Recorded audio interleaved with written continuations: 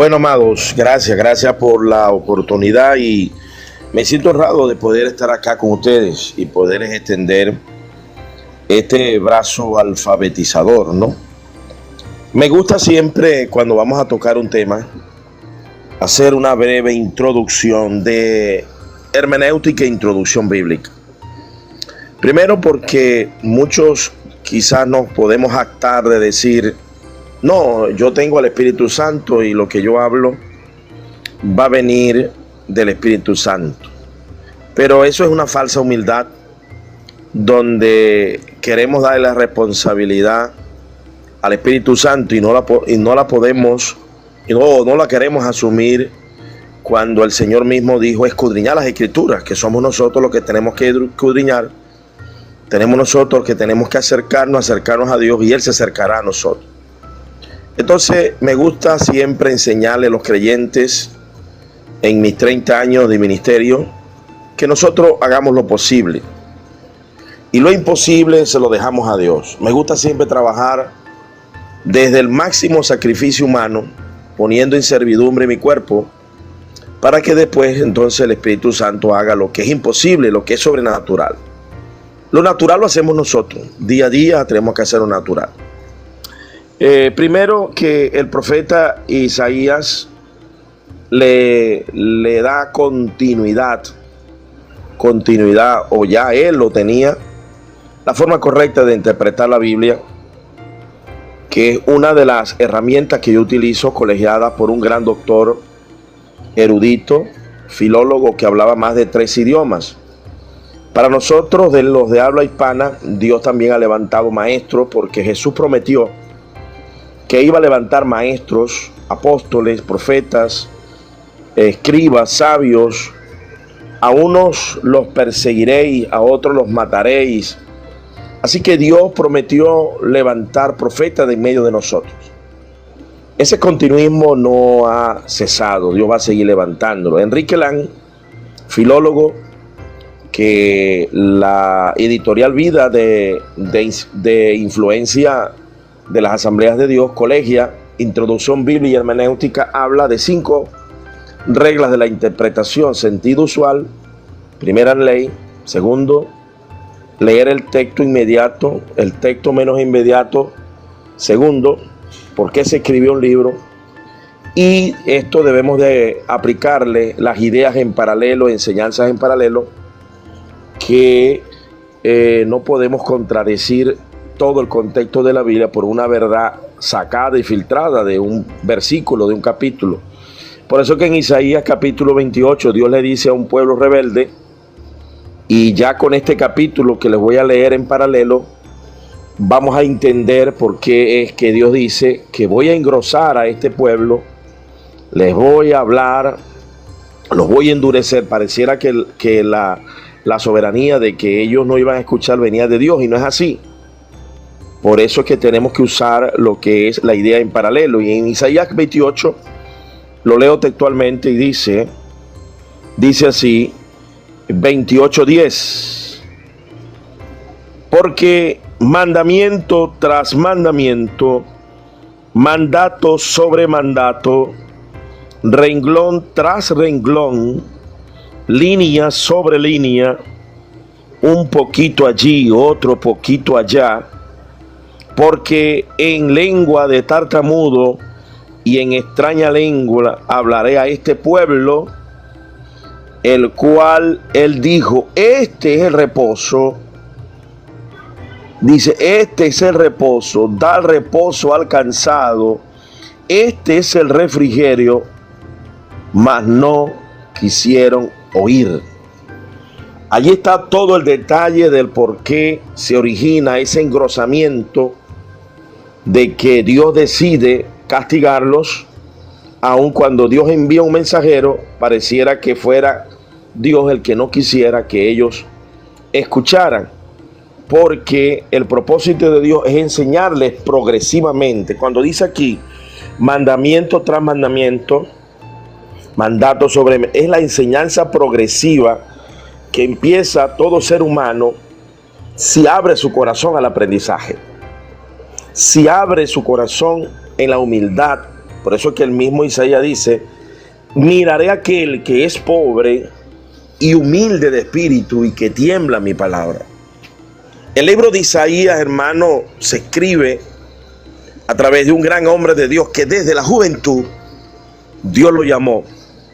Pero él siempre mostró al principio, en el capítulo 6 y en el último capítulo, bendito sea el nombre de Jesús, que es el 66, el éxito de cualquier hombre y de cualquier iglesia, que es temblar, arrepentirse, humillarse y siempre estar abierto para abrir la boca para un nuevo alimento. Por eso que Pablo habla de la renovación. En el capítulo 6 vemos a un Isaías joven, quizás 20 años. Se cree que Isaías llegó a los 80 años, 60 años de ministerio, un ministerio longevo, un ministerio evangelístico, un ministerio mesiánico, un ministerio que habló con fuerza, con amenazas, con severas condenas, pero al mismo tiempo también supo consolar para aquellos que se humillaban. Porque en el pueblo de Dios siempre ha habido un mayoritario grupo de rebeldes y contumaces y un pequeño grupo de obedientes. Isaías empieza en el capítulo 1 con una reprensión y termina en el capítulo 58 con las mismas reprensiones. 60 años de ministerio, un pueblo contradictorio, que Dios le dijo: mire, yo les voy a hablar a ustedes de diferentes formas y maneras, hasta con los tartamudos les voy a hablar. Es la misma expresión que Pablo usa en 1 Corintios capítulo 14, para aquellos que Dios nos ha bautizado en lengua. Yo soy uno de esos, bautizado en lengua, durmiendo, el Señor me tomó y me bautizó. Y dice que aún así el pueblo dijo: no, nosotros no queremos eso. Entonces, la misma estrategia que Dios les está llamando para que tengan refrigerio, es la misma estrategia que va a ser para castigo. Lo mismo que hace a un hombre santo, humilde, sencillo, salvo, bendito por los siglos de los siglos, es lo mismo que hace a un hombre maldito, condenado por la resistencia. Y esto tiene una explicación tanto desde el punto de vista espiritual como desde el punto de vista científico. Soy psicopedagogo de profesión con 25 años de colegiatura, ya jubilándome en Venezuela, que he ostentado varios cargos en el gremio educativo. Soy especialista en la educación especial integral desde primaria, 6 años, y 6 años de secundaria. Es un bagaje que me permite a mí entender el proceso evolutivo de enseñanza y de aprendizaje, el proceso científico. Nosotros en el cerebro, para que entiendan esto, porque Pablo dijo: su eterno poder y deidad se hacen claramente visibles por las cosas hechas, de modo que no tienen excusa. Dios se nos revela en su voluntad, primero por la Biblia, que es el conocimiento teológico. Segundo, por las obras hechas en la naturaleza. Allí están dos revelaciones de Dios: la teológica y la natural. Las dos cosas es la voz de Dios. Por eso que Pablo dice: en su eterno poder y deidad se hacen claramente visibles por las cosas hechas, de modo que no tienen excusa. Entonces, nuestro cerebro posee la competencia natural de, en el cerebro, una parte, una área del cerebro, esto es neurociencia, lo que se conoce con el nombre SAR, Sistema Reticular Activador. SAR, Sistema Activador Reticular. ¿Qué significa? Que usted puede activar su cerebro para ver o no ver. Si usted tiene incredulidad, usted no va a ver lo que otros ven. Si usted tiene fe, las mismas cosas que usted ve, otros no la van a ver. Por eso que la visión del capítulo 10 de Daniel, Daniel vio a Jesucristo y los demás no lo vieron, sino que salieron corriendo. En Isaías capítulo 6, primero, quiero decirles que allí está ya la Trinidad. Porque dice: ¿y quién irá por nosotros? Ese nosotros, bendito sea el nombre de Jesús. ¿Y quién enviaré? ¿Y quién irá por nosotros? Y el hombre será como uno de nosotros, dice allá en Génesis. También dice allá en Juan capítulo 17, para que sean uno como nosotros. Este es el nosotros. A este nosotros que está acá es el Padre, el Hijo y el Espíritu Santo. Por eso que el mismo,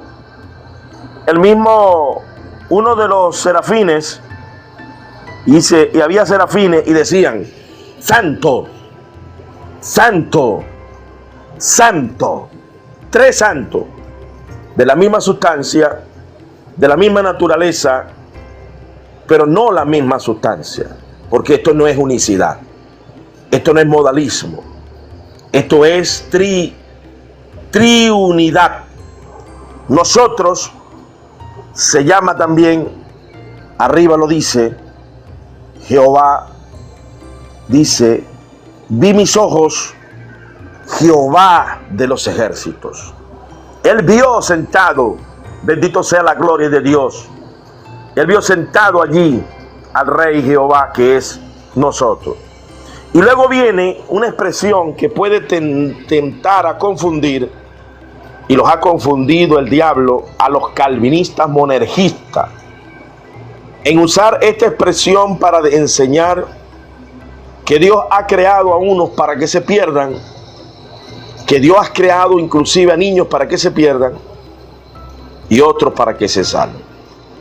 Menuda herejía estoica, maniquea, determinista, gnóstica, de Agustín Hipona, de Calvino y de todos los calvinistas a nivel mundial.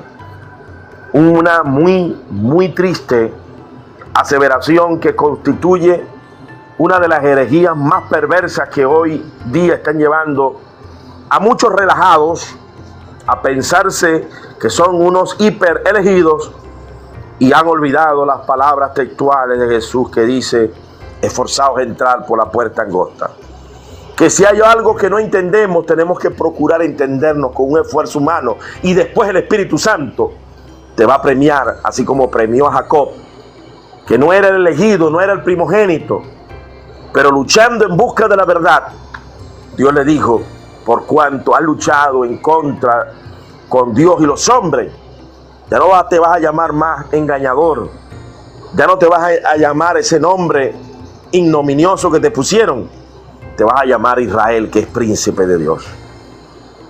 Y con estos testimonios en paralelo, con estas ideas en paralelo, que es la quinta ley de mi hermano Enrique Lang, y entendiendo el texto menos inmediato, leyendo desde arriba, podemos entonces leer y entender lo que quiso decir acá el Señor a través del profeta Isaías, y que 3 veces lo homologa, y eso se llama idea en paralelo, enseñanza en paralelo con los otros pasajes que el hermano ya citó. Y leo textualmente: después oí una voz del Señor. Ese nosotros tiene una sola voz. Después oí la voz del Señor que decía lo mismo que allá en Génesis capítulo 18, en la teofanía de la Trinidad. Jehová, 3 varones, y ellos dijeron lo mismo. Eso se llama idea en paralelo. Y dice: ¿a quién enviaré? ¿Y quién irá por nosotros? Entonces respondí yo: heme aquí, envíame a mí. Oh, bendito sea la gloria de Dios.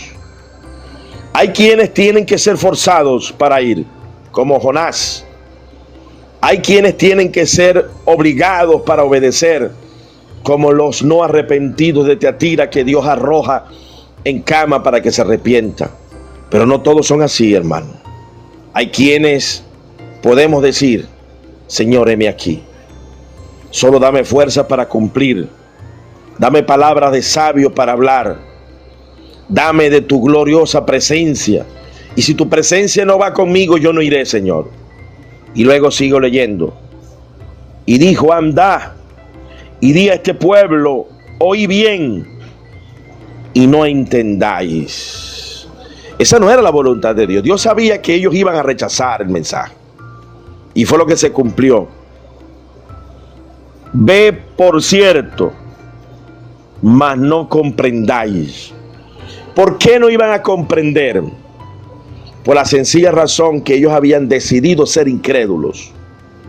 La fe proviene de manera intrínseca en el ser humano. Dios pone la gracia, Dios pone todos los favores inmerecidos, pero la fe es una condición intrínseca humana donde nos permite creer en el diablo o nos permite creer en Dios, o nos permite creer en el rey Ezequías o nos permite creer en Senaquerib. La fe es una condición humana de libre elección, y luego de esa fe Dios la madura con la presencia del Espíritu Santo y se transforma en el don del Espíritu Santo que está definido en 1 Corintios capítulo 12, donde Dios nos va a repartir ministerios y dones, pero primero usted tiene que tener fe para recibir al Espíritu Santo. Y ellos, el problema de ellos es que no le daba la real gana de tener fe. Y hay algo imposible para Dios, que Él mismo tuerza la justicia. Por eso es que nos da libre albedrío. Y por eso que Jesús dijo, tu fe te ha hecho salva, tu fe te salvó. Y Jesús estaba asombrado porque el Rey de Gloria no pudo hacer milagros en Nazaret por la incredulidad de ellos. Por eso es que en Apocalipsis capítulo 21 versículo 8 dice la palabra de Dios: y los incrédulos serán lanzados a un lago que arde con fuego y azufre, que es la muerte segunda. Engrosá el corazón de este pueblo, agrava sus oídos, ciega sus ojos, para que no vean con sus ojos, ni oigan con sus oídos, ni su corazón entienda, ni se conviertan y haya para él sanidad. Porque cuando usted le habla al impío, el impío se enoja. El impío, el malévolo que no quiere cambiar, se enoja, te calumnia, te aborrece. Pero cuando usted enseña al justo, el justo te ama. Cuando dice aquí, para que ellos se cegaran, claro, porque una persona incrédula que viene mal, usted la reprende. Y la reconvención es molesta, que ha dejado el camino de la sabiduría. Entonces se enojan, como se enojaron cuando Esteban, y se llenaron de odio y arremetieron contra Esteban. Eso es lo que pasa cuando usted reprende al soberbio.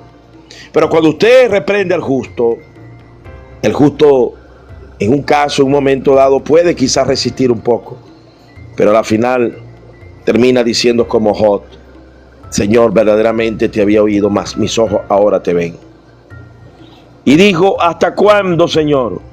Y respondiendo: hasta que las ciudades estén asoladas y sin morador, y haya hombre en las casas, y la tierra esté hecha en un desierto. Y cierro con el capítulo que leí al principio de Isaías 28, para que ustedes entiendan que lo mismo que hace el mandamiento para refrigerio y descanso, es lo mismo que hace para castigo y condenación para los que lo rechacen. Y leo textualmente para que en ideas en paralelo, enseñanza en paralelo, usted comprenda lo que yo le quiero decir.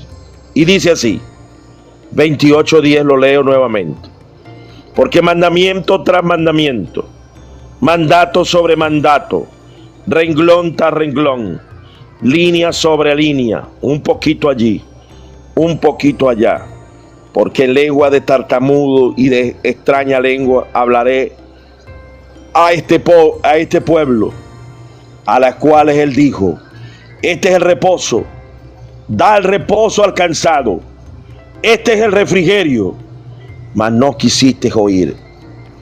Entonces añado yo: por cuanto no quisiste oír, la palabra pues de Jehová le será mandamiento tras mandamiento, mandato sobre mandato, renglón tras renglón, línea sobre línea, un poquito allí, otro poquito allá, hasta que vayan y caigan de espalda y sean quebrantados y enlazados y presos. Porque lo mismo que es para bien, si endurecemos nuestro corazón en la incredulidad, será también para mal. Por eso es que en Hebreos dice: que no haya entre nosotros un corazón duro de incredulidad, que por causa del pecado sus corazones se han endurecido. Y entonces nos hallemos que el Espíritu Santo se haya contristado. El mismo Isaías dice: porque vosotros hicisteis enojar al Espíritu Santo, contristaste el Espíritu Santo, dice la revisión de la Biblia del Oso, de Editorial Clie, de Editorial Nelson. La misma expresión que dice nuestro amado Espíritu Santo en la boca del bienaventurado Pablo: no contristéis al Espíritu Santo, en la cual fuiste sellado. Las mismas palabras que dijo nuestro Señor Jesucristo: toda blasfemia y toda palabra que vaya en contra de Jesús le serán perdonadas, pero aquellos que blasfemen del Espíritu Santo son estos que se van a engrosar cada día más, llenos de demonios, como son estos cesacionistas. Y me atrevo a nombrarlos porque es mi obligación, que si alguno sigue estos falsos maestros cesacionistas, blasfemos del Espíritu Santo, posiblemente pase la eternidad en infierno. Y es necesario que este video, que yo sé que el hermano lo va a grabar y me lo va a pasar, entiendan que estos corazones engordados de MacArthur, Miguel Núñez, Paul Washer y estos cesacionistas de Michel Suguel, que andan blasfemando de las lenguas, andan blasfemando de los milagros, andan generalizando y han ignorado que Dios en estos días ha levantado a los tartamudos, a los que decimos indolere, elegidos son tolere de vino.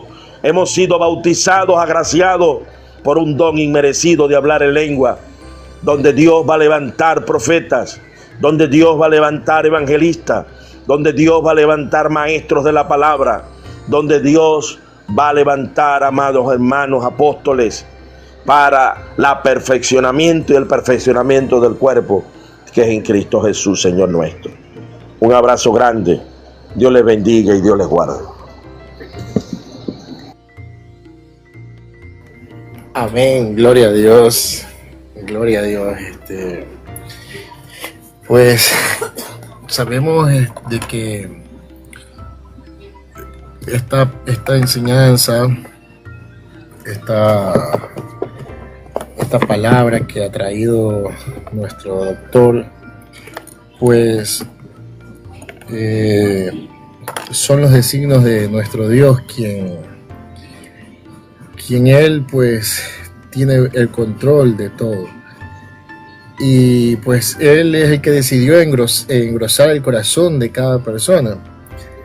Él dice, el libro de Romanos, capítulo 9, verso 18, que Él tiene misericordia de quien Él quiere y Él endurece a quien Él quiere. Pues sabemos que es Dios el que tiene el control de toda la situación. Simplemente nosotros lo que hacemos es servir, porque dice que esto no es para el que quiere ni para el que corre, sino de quien Dios tiene misericordia, y la misericordia de Dios, por esa misericordia estamos aquí.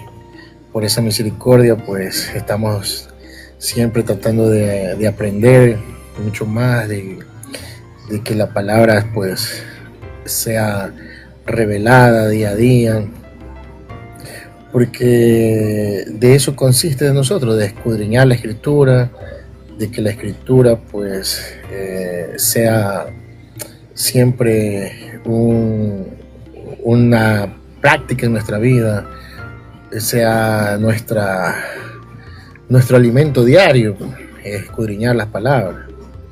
Y pues por ende pues queremos agradecer la participación de nuestro amado doctor, y por ende pues no sé si tenga alguna pregunta nuestro hermano Napoleón, para aprovechar al doctor que está acá con nosotros. Hermano Napoleón, Dios bendiga. No sé si tenga alguna pregunta de lo que pudo hoy escuchar.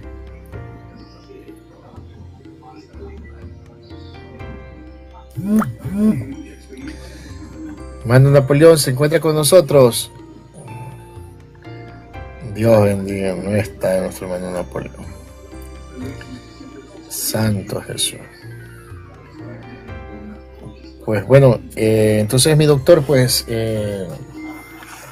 quisiera molestarlo para otra ocasión, que sí nos pueda seguir acompañando para otra pregunta más que tenía yo, que quisiera que nos dé más luces de estas enseñanzas que... Bueno, hermano, mire, sí, estamos a la orden, hermano. Usted va a grabar esto, lo va a poner en su canal, sí, ¿verdad? Ok. Sí. Una de las cosas que nosotros tenemos que entender, hermano, podemos llegar a conclusiones sobre el monergismo y el sinergismo, que es lo mismo que decir determinismo o animismo, no solamente a través del estudio de las herejías que existieron en el tiempo de los apóstoles, sino las que hoy ahorita cabalgan sobre internet. Por ejemplo, usted tiene que saber, amado, que el monergismo enseña que toda la responsabilidad de condenación y de salvación, eso lo enseña el monergismo, está en la soberana voluntad de Dios, y que el hombre no participa en esa acción. Eso es monergismo. Sinergismo es que en la soberana voluntad de Dios, Dios sabe quiénes van a decidir elegir el camino correcto y quiénes no van a ir al cielo y quiénes van a ir al infierno. Eso es, pero en el hombre está la última palabra para decir: Señor, yo no puedo ser salvo por mi propia fuerza, pero con tu ayuda lo voy a lograr. Y esa es la fe. Porque cuando nosotros decimos que la perdición de un ser humano depende de Dios, estamos acusando a Dios de malvado. ¿Cómo Dios va a condenar a alguien que Él mismo lo creó para perdición? Eso sería acusar a Dios de malvado. Y en Dios no hay oscuridad. Es imposible que haya un acto de injusticia. Jesucristo definió la salvación del ser humano en 4 tipos de creyentes. A Jesucristo los concilios, estos que trajeron el monergismo, el calvinismo, lo hubiesen acusado de pelagiano. A Jesucristo lo hubiese crucificado por pelagiano, porque Jesucristo en la parábola del sembrador le colocó toda la responsabilidad de perdición al hombre por causa de su corazón. La semilla que cayó en el camino, y aquel que no se interesó en entender, vino el diablo y le robó la semilla en la cabeza. Allí vemos claramente que es el hombre desinteresado y el diablo interesado en que se perdiera. La semilla que cayó en los pedregales, vino, bendito Dios, la prueba, el sufrimiento, y por el dolor se apartó por la persecución. Como si en el mundo no hubiese también dolor. Pero bueno, prefirieron el dolor del mundo que sufrir en el Señor. Ese es otro tipo de creyente. El tercer creyente es el que escuchó la palabra de Dios, pero el amor al dinero, el afán, los entretenimientos, los placeres, la hicieron infructuosa y las espinas la ahogaron. Y el cuarto creyente, escuchen esta palabra, es aquel de corazón recto, de corazón bueno y recto, que con perseverancia dio fruto. Eso lo dijo Jesús. Si a mí el concilio de los hombres, el concilio de Dort, que de allí salió la condenación a los arminianos acusados de pelagianos, que fueron perseguidos por el ramerismo del concilio de Dort, de los presbiterianos calvinistas que mataron a los hermanos arminianos, los persiguieron, los torturaron, los esclavizaron, acusándolos de pelagianos. Una falsa acusación que todavía no se sabe qué fue lo que escribió Pelagio, para saber quién es pelagiano y quién no. Jesucristo dijo que era un corazón recto. Nosotros tenemos que entender que un día a la vez usted tiene la responsabilidad de decidir orar, leer la Biblia, consagrarse. Que Santiago dijo: acercaos a Dios y Él se acercará a vosotros. Tristemente Lutero quería sacar al libro de Santiago de los inspirados porque contradecía su monergismo. El monergismo viene de los estoicos, de los agnósticos, de los deterministas antes de Agustín Hipona, que creían que un ser superior hacía unas almas malignas y otras almas las hacía buenas. No, todos nacemos iguales en dignidad, dotados de la naturaleza divina que Dios nos dio en el huerto del Edén cuando dijo: el hombre será como uno de nosotros, semejante. Y seguimos siendo semejantes a Dios en el libre albedrío, en la determinación, que en algunos casos Dios en su soberanía nos permite actuar y nos permite decidir. En algunos casos nos tuerce el brazo. Y vamos con otra parábola, que es la parábola de las bodas. Había algunos privilegiados que se les dio una cita para esas bodas VIP. Y no quisieron, porque prefirieron ir a ver a las yuntas, prefirieron ver a las haciendas, a sus intereses. Y aquel que había convocado a la fiesta se enojó mucho, porque la fiesta estaba ya preparada. Esos que no quisieron fue el pueblo de Israel, que se engordó, se engrosó, se rebeldizó, se desinteresó, dejó de amar a Dios, no le dio la gana de amar a Dios. Entonces, aquel tuvo que eliminar la invitación VIP y llamar a aquellos que estaban afuera deseando entrar, pero que no eran los predestinados. Y allí entramos nosotros. Y luego entramos nosotros por la fe, aquellos que dijimos: Señor, heme aquí, envíame a mí.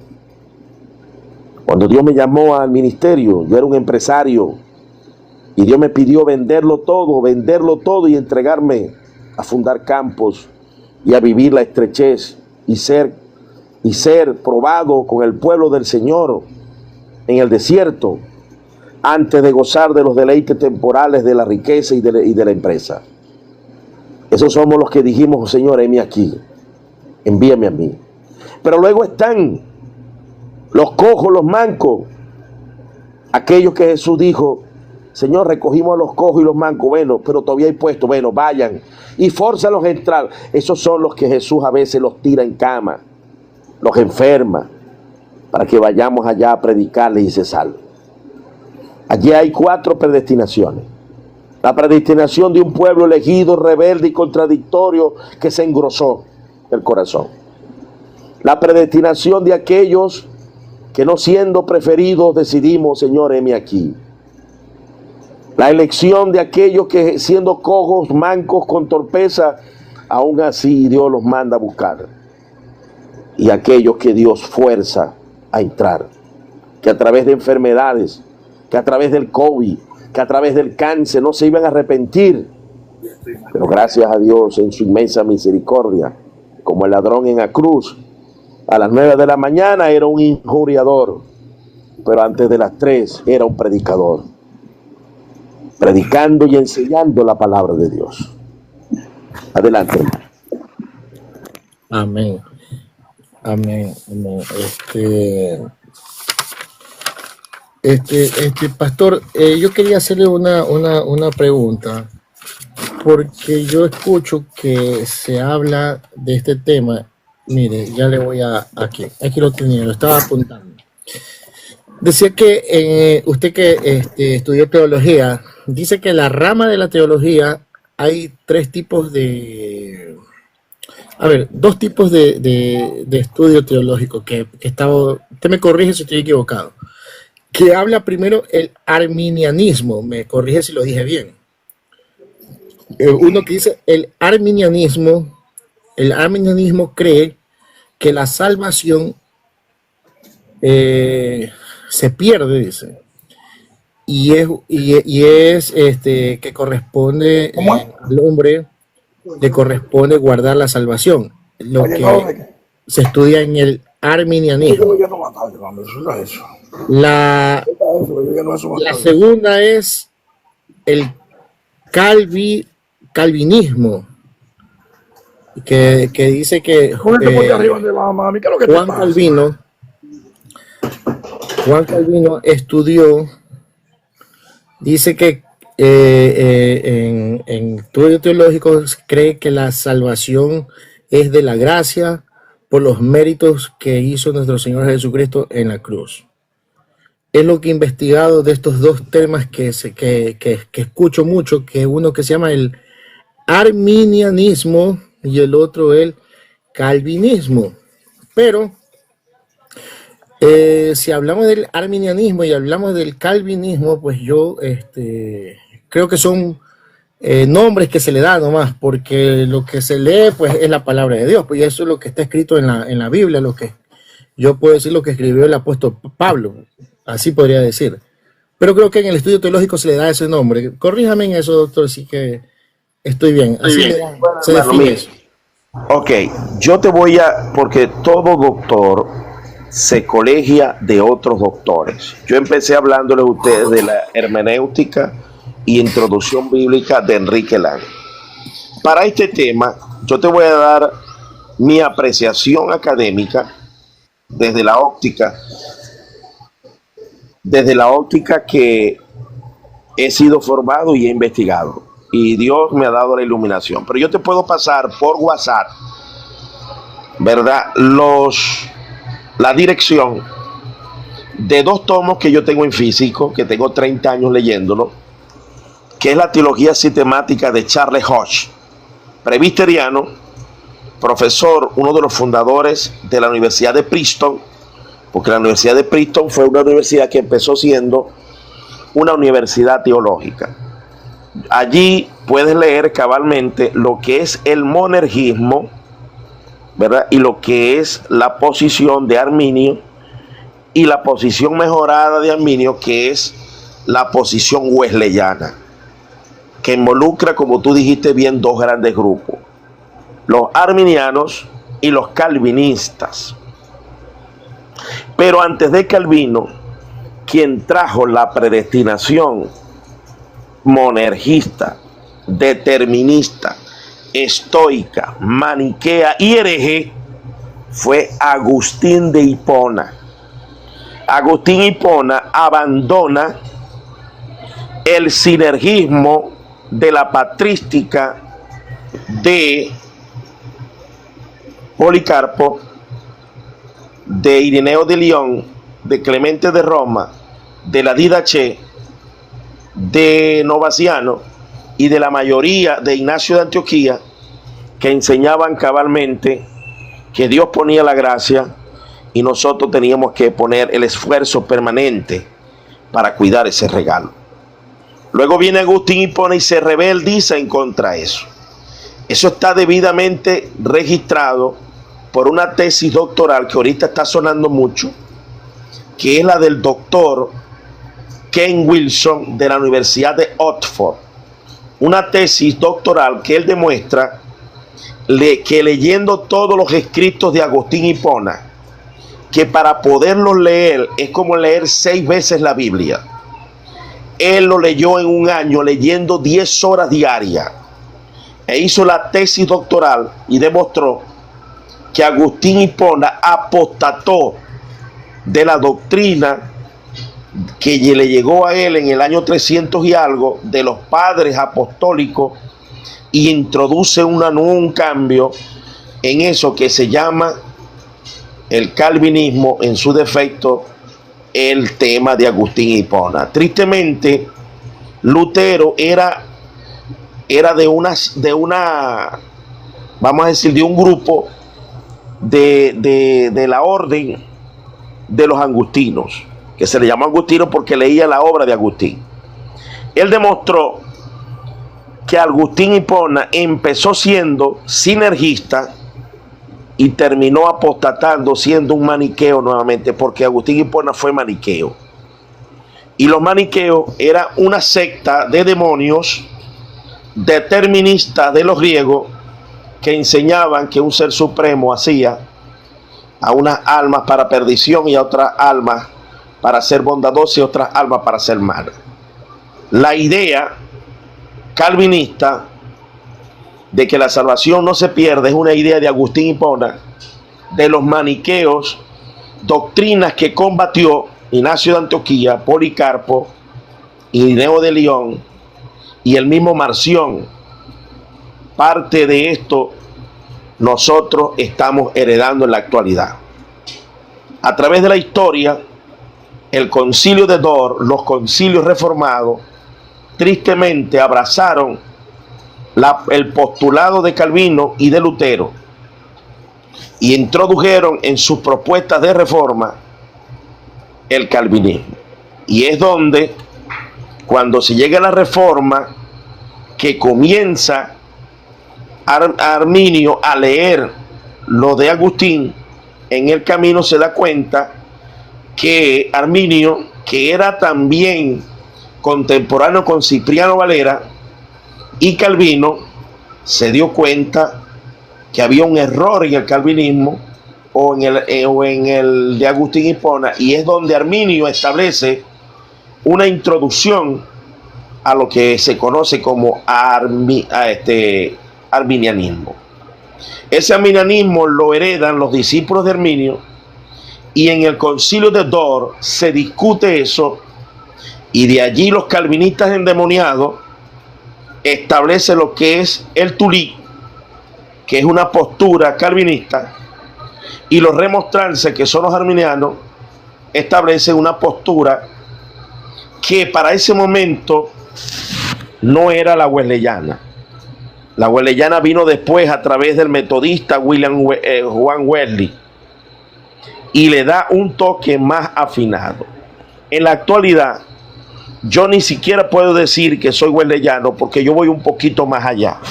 Juan Wesley fue el que tradujo la Biblia del inglés. No, ese fue Juan Wycliffe, Juan Wycliffe, sí, está bien. Sí, ese fue Juan Wycliffe, que fue sí, fue la estrella resplandeciente, que prácticamente a él se le puede decir que se le debe en gran manera la reforma, porque fue un pre-reformador. Juan Wycliffe, sí. Usted lo que hizo fue recoger eso. Entonces, evidentemente yo no puedo considerar arminiano ni wesleyano, porque para mí el wesleyano y el arminiano siguen teniendo un determinismo, porque siguen colocando que es Dios el que pone la fe para que el hombre sea salvo. Si yo sigo insistiendo de que Dios pone la fe para que yo sea salvo, estoy diciendo que el que no tiene fe es porque Dios no le dio fe, y Dios no puede condenar a nadie de incrédulo si él mismo se encarga de dar la fe. Eso es algo irracional. Apocalipsis 21:8. Dios va a castigar al incrédulo. Si castiga al incrédulo, que es la ausencia de fe, ¿cómo Dios te va a castigar lo que él no da? No. Todo ser humano de manera intrínseca nace con fe, porque Dios creó la naturaleza del hombre con fe desde que nace. Y esa fe es la que el hombre tiene para creer en un ídolo o para creer en Dios. La fe tú la puedes tener en el diablo, en los demonios, o la puedes tener en Dios. Amado apóstol, dígame. Ante todo esto me surge la siguiente pregunta. La escritura que tenemos ahora está viciada, ¿no? ¿Cómo, hermano? La escritura que tenemos está viciada. Bueno, hay dos corrientes que tengo que dividirla en dos partes. La Reina Valera del Oso viene del texto recepto, del texto bizantino y del texto mayoritario. Esa es la variable más ajustada, con menos, entre comillas, errores, que la otra corriente, que es el texto crítico, donde han sacado la mayor grado de contradicciones y mayor grado de perversión, que son las Biblias mutiladas de el ecumenismo católico, que son las Biblias, Biblia Internacional, Nácar Columna Católica, la Biblia Jerusalén Latinoamericana, la Biblia al Texto, la Biblia Dios habla hoy. Son Biblias modernas, neoliberales, que tienen el mayor grado de mutilación y de perversiones. La mayor grado de confiabilidad y de constancia y de coherencia están del lado de la Biblia del Oso, la Biblia de Ginebra, la Biblia de Calvino, la de Ginebra, la de Lutero y la de nosotros, y la de Portugal y la de Alemania. La de nosotros es la Biblia del Oso, y la de los norteamericanos, la King James. Esas Biblias fueron hechas del Textus Receptus, del texto mayoritario, del texto bizantino. Y las Biblias que yo te estoy diciendo que fueron mutiladas por el ecumenismo católico, por Westcott y Hott, que eran ocultistas, por unos irracionales que después se reunieron para entregarnos una Biblia mutilada, de las más pervertidas. La siguiente pregunta, amado apóstol, porque surgen las preguntas, surgen las inquietudes. Dado a conocer estos datos que usted nos da, y siendo que no tenemos el texto original, ninguno lo tiene en el texto original, ¿o sí lo tienen? Una pregunta. ¿Sí tienen los creadores de la Biblia el texto original? No, vamos a hablar, no es lo mismo el original que el texto que el autógrafo hizo. Se llama original ahorita a las traducciones o a las copias de copia. Eso se le llama original. Siendo que nosotros lo que tenemos es copia de copia. Sí. Esto nos dice a nosotros, o me da a entender a mí ahora escuchándolo hablar, de que Dios no quiere que ninguno se salve. ¿O sí? ¿Que Dios qué? Dios no quiere que ninguno se salve. Dios no quiere que ninguno se pierda. No, que ninguno se salve. No, Dios no quiere que ninguno se pierda. No, todo lo contrario.